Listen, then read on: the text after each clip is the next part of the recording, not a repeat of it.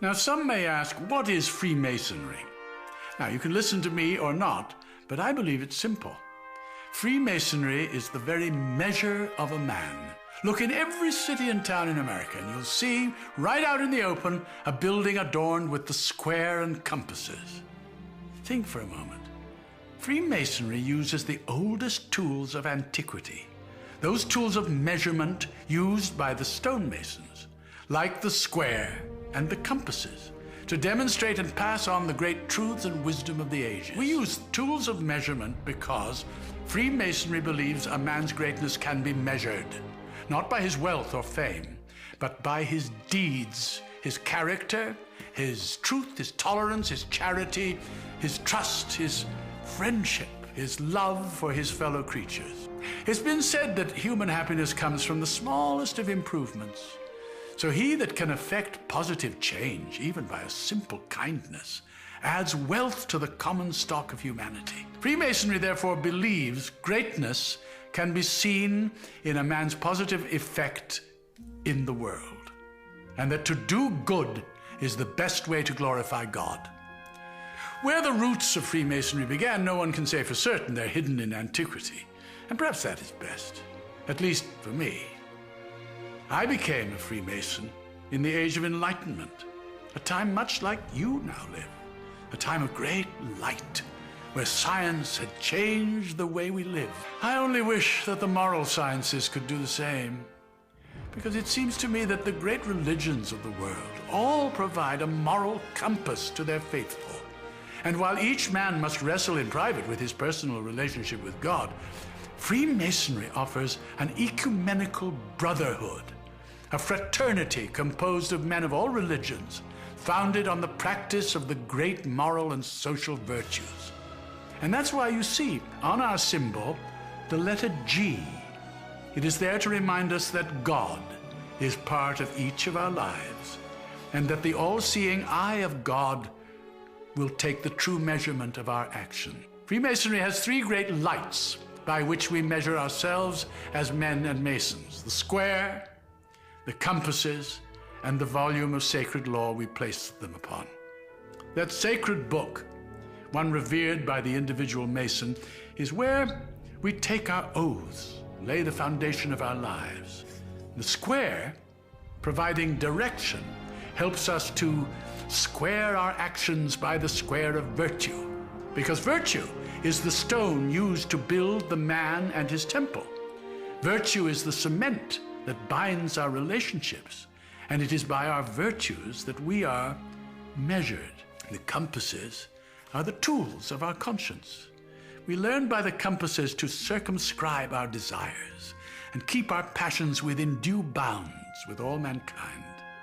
The compasses create a circle, the precise circumference required to keep tradition and revelation, principle and creativity in balance. Now, as to the great secret of Freemasonry, it is actually found in the unconscious of each person.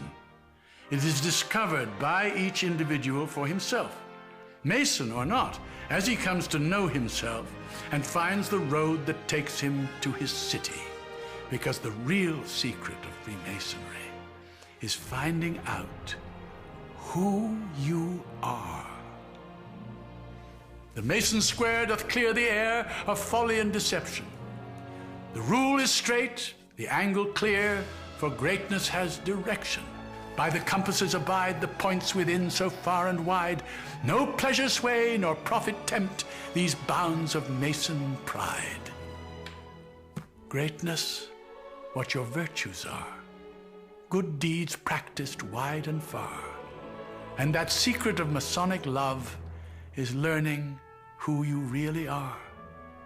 For the great book knows what man can't hide, a life that's measured from inside. And on that book, that oath we took, and we will break it never, but stand by this, and this, and this, forever and forever.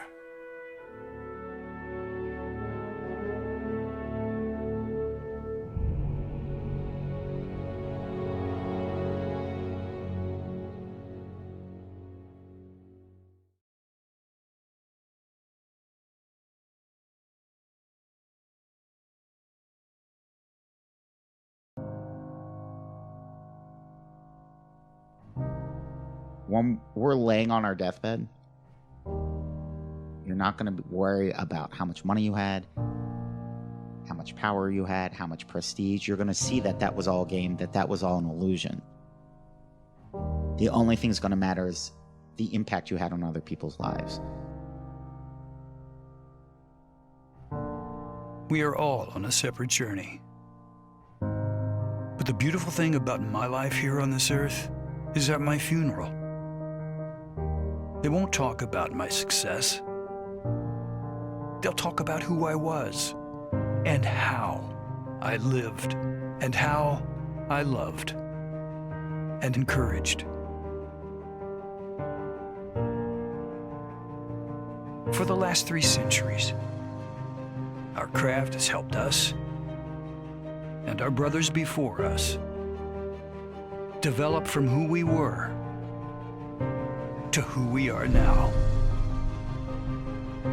As Masons, we honor and value meaningful relationships with our families, with our brothers, and with our communities. We are needed to bring relief to those most vulnerable in our society. We are needed to bring hope to those with fewer opportunities than ourselves. We are needed to bring light to a new generation.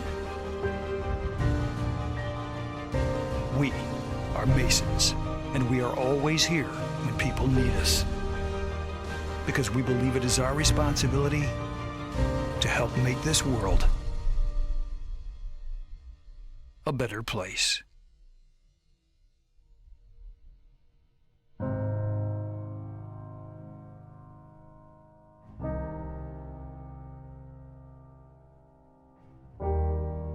We live these values by helping those in need.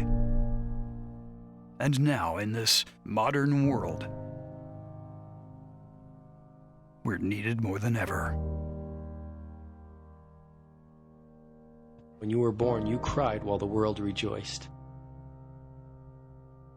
Live your life in such a way that when you die, the world cries while you rejoice.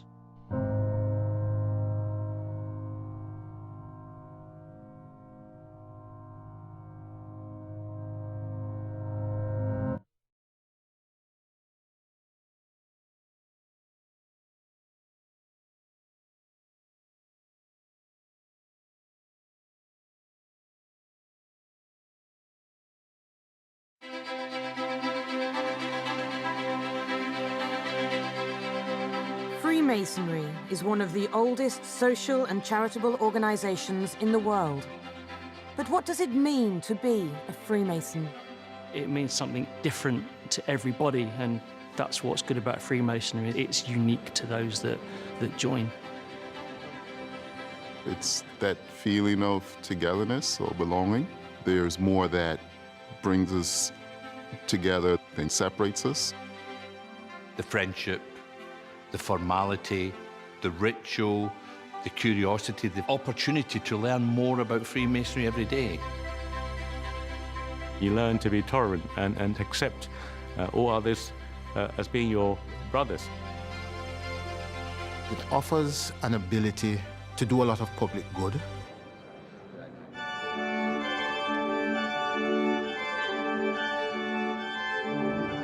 There are around 250,000 Freemasons in the UK and a further 6 million around the world. I'd always been curious about becoming a Freemason, and what surprised me was that Freemasons are actually quite open and honest about their membership.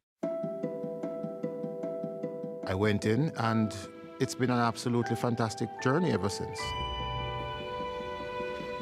People become Freemasons via many different routes.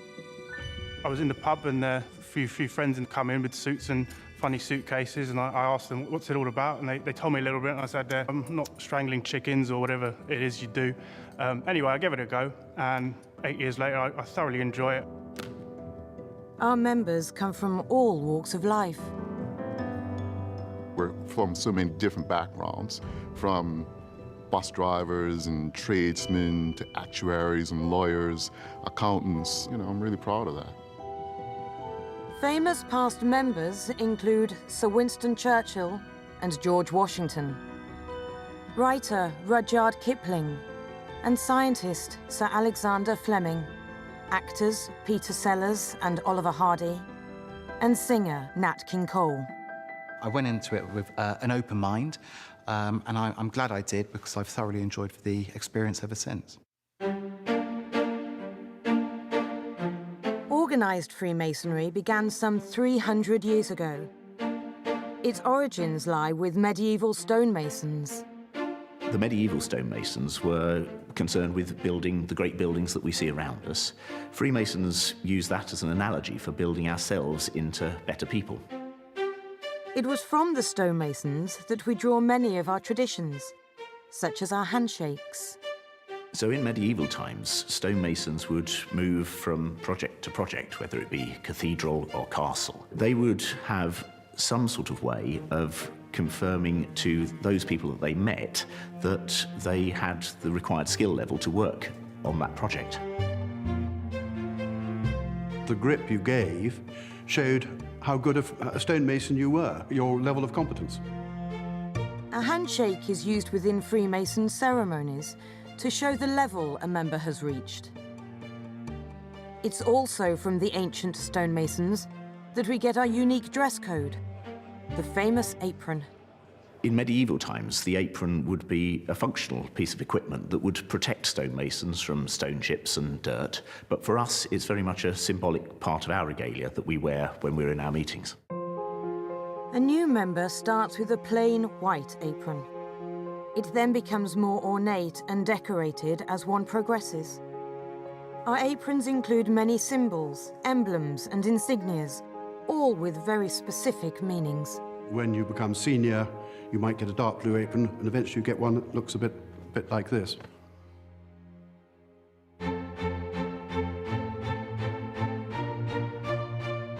Drawing on our connections with the medieval stonemasons, the teachings of Freemasonry are enshrouded in building terminology. All of Freemasonry is about building something. It's about building a building, but actually it's really about building a person. It's about building a person's moral standing. We use symbolic tools to teach our members how to lead productive lives that benefit their communities. There's the plumb rule. The plumb rule is about one's demeanour being straight and upright. The square and the level. So phrases like on the square or on the level means treating people equally and decently. And the compass. Compass is an instrument which draws a circle or an arc or a line. And to us, that line is something that you shouldn't cross. You don't step over into bad behaviour. You try and keep yourself controlled and behaving as you should.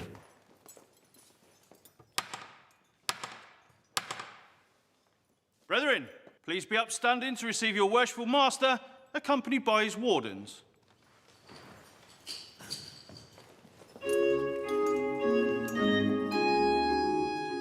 Freemasons come together as lodges. These groups of 20 to 30 members meet between 4 and 8 times a year. In the UK alone, there are more than 7,000 lodges. My lodge itself, I think, is a testament to sort of the diversity. We have British members, Chinese, we have Indians, we have Brazilian members. The centrepiece of each lodge meeting is a ceremony. For me, I love the ritual and the traditions. A ritual sounds like a word that should be scary, but think of it like a play. I enjoy learning the words of the play. When lodge ceremonies are conducted, we learn a number of things that are very useful to life. How we should behave ourselves in society, how we treat others. The ceremonies teach members about our symbolism and help them learn more about what Freemasonry is and what it stands for. My worthy brother, I present to you an explanation of the first-degree tracing board.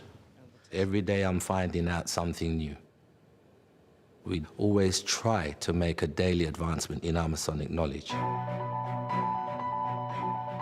Freemasonry provides a structure of support to help members make positive contributions to their community and to society.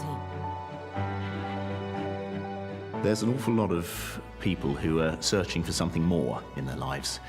In Freemasonry, you try to build yourself into a better human being, into somebody who doesn't just necessarily take the easy way out or do the easy things, but to try to do the right things. To progress in Freemasonry, members work their way through levels or degrees. There is a first degree, a second degree, and a third degree. Nobody in Freemasonry gets a shortcut to the top. Everybody has to start at the bottom and progress through the different levels. When a person joins, they complete the first degree and become what is known as an entered apprentice. The first degree teaches us that it's the job of those people who've done well to think on those who have done less well and look after them. My brother, as you have been passed through the ceremony of your initiation, allow me to congratulate you on being admitted a member of our ancient and honourable institution. Congratulations. It was a mixture of anticipation, trepidation, but also excitement as well. But it was a really touching moment to have my uncle there and people that I cared about supporting me. It was in February, so I was frozen, which I thought was sort of part and parcel of the sort of test that you had to go through. Freemasons live by 4 key principles: integrity, friendship, respect, and charity. We are a caring society of men, and we want to look after people and make sure that they're okay. In the UK alone, we are one of the largest charitable givers. In 2018, we contributed more than £48 million to worthy causes. It's a really humbling experience to see where that money goes and why they need that money. It's fantastic. Our charitable projects cover a wide variety of areas: blood bikes, teddies for loving care, lifelights helping disabled children, sponsorship of the RNLI and the air ambulance. In the UK, members also give an estimated 5 million hours of unpaid voluntary service every year. We involved ourselves in helping the charity physically rather than just giving money. One of our top aims in life is to be charitable, and we are extremely successful at it. Freemasonry may be centuries old, but it's still incredibly relevant to people's lives today. In a society where we are so fractured, it brings people together. It's given me friendship, it's given me camaraderie, it's helped me through some of my darkest times. Freemasonry is a great leveler. Everybody there is your brother. It has evolved to meet the age in which it lives, and it continues to evolve today.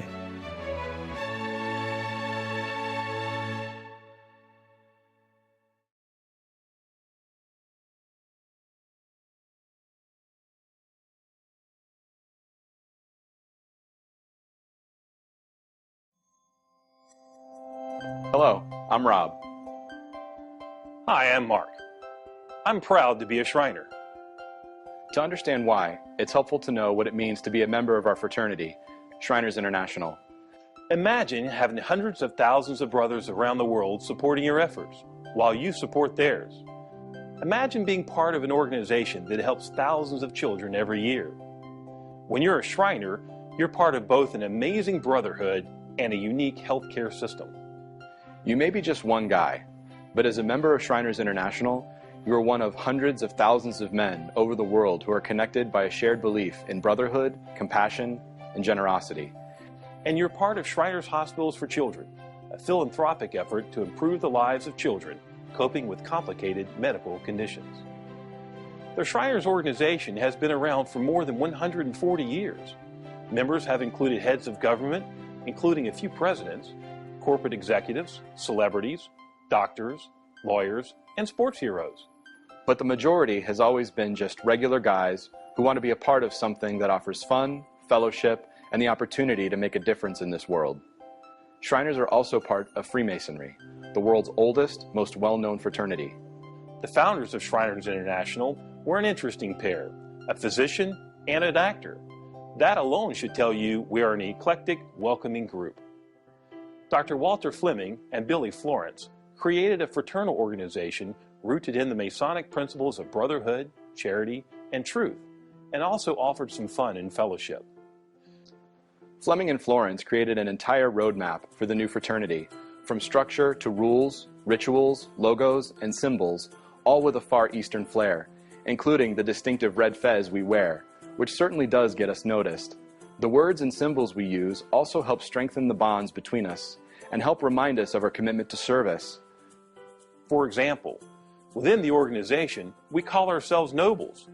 I like to think that term reminds us of our noble cause of caring for one another and for others. Shriners belong to local temples or chapters like a fraternity chapter. The first temple, Mecca Shriners, opened in New York City in 1872. There are nearly 200 temples in several countries.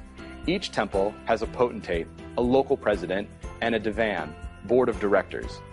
Each temple has clubs and units that offer a range of activities. There's something for everyone. And each temple, club, and unit emphasizes brotherhood and camaraderie. There are places where lifelong friendships begin. By the 1920s, the nobles wanted to do more. They wanted one official philanthropy. A polio epidemic was rampant at the time, and there were children who needed medical care. The Shriners responded to this realization by establishing Shriners Hospitals for Children, a place where children with orthopedic problems could receive the best care possible, regardless of their family's ability to pay for the care and treatment. The first Shriners Hospital opened in 1922 in Shreveport, Louisiana. What began as one hospital is now a pediatric healthcare system providing care for orthopedics, burns, spinal cord injuries, and cleft lip and palate with 22 locations in 3 countries. Today, Shriners Hospitals for Children also conducts research to improve treatments and offer education programs for medical professionals. At Shriners Hospitals, children receive expert care for complex medical conditions and the support and encouragement they need to overcome physical challenges and live their dreams. As Shriners, we share in and celebrate those successes. We get to see how hope and healing and our support really, really make a difference. I'm proud to support my brothers and their families, and I'm proud to make a difference in my community through the programs and efforts of my temple. And I'm proud to be part of a top-notch pediatric healthcare system. Men become Shriners for several reasons: the brotherhood, the camaraderie, the opportunities for personal growth, and for the opportunity to improve lives, especially through our official philanthropy. Each of us supports that effort through a portion of our dues, and many of us volunteer at our hospitals. We help with patient transportation. We hold fundraising events in our temples. We help entertain patients. We help with screening clinics. There's always something to do to support our hospitals. When you think of Shriners and of Shriners International, remember what's most important. Shriners International is a fraternal organization of men who are dedicated to brotherhood, compassion, and service to others. If you're seeking a place to belong and a way to contribute to the world around you, we'd love for you to join us. To learn more, go to beashrinernow.com.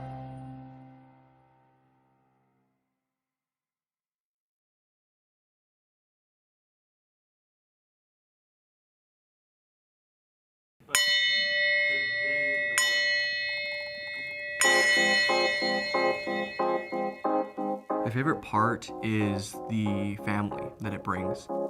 Something that I've definitely gained from DMLA is friendships. Whether it's my brothers, moms from Eastern Star, and probably more importantly, dads from Masonry. I've gotten a lot of experience talking to people, being able to go out in the world and communicate with anyone. I didn't have that skill before I joined DMLA. Being involved as an adult leader with DMLA has taught me a lot about me, a lot about how to help other people. Advisors do help a lot, and they're there for you even when you make the biggest mistakes. Certainly Being a DMLA advisor has helped me to relate to young people. I still have a lot to learn, that's for sure. Some of the advisors, those are all men who shape me. Those are all men who I still now go to for advice, and I still now look up to, because if it weren't for them, I wouldn't have made it this far. Getting involved in youth orders is part of your Masonic education. You are there helping the kids, but even more so, you're actually helping yourself. I would encourage every Mason to devote some time and effort to assisting our youth groups. There's nothing more fulfilling than successfully mentoring a young person.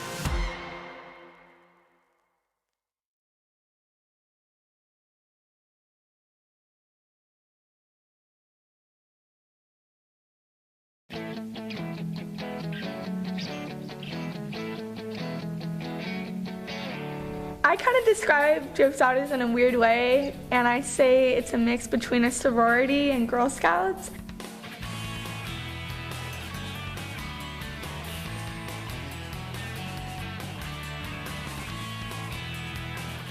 It's kind of like Girl Scouts, but we don't sell cookies. It's an organization for girls. We do a lot of activities such as meetings and going to the beach and going to movie nights and just hanging out and having fun.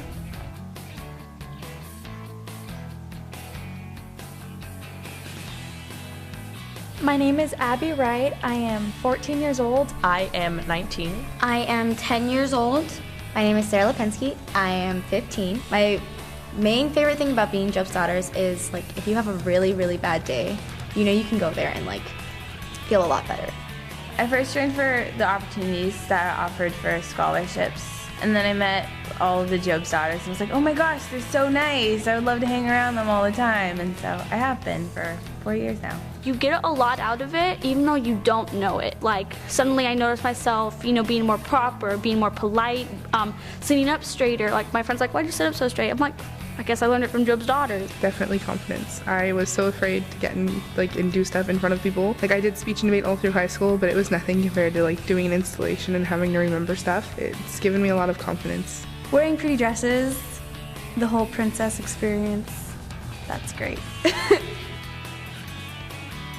It kind of brought me out of my shell and forced me to get better with public speaking, and now I really like doing it. I think Job's Daughters really helped me, be comfortable talking to new people without being afraid of what they're gonna think. And you have younger sisters, you have older sisters, you have mother figures everywhere, and it's just awesome to be comforted by so many people.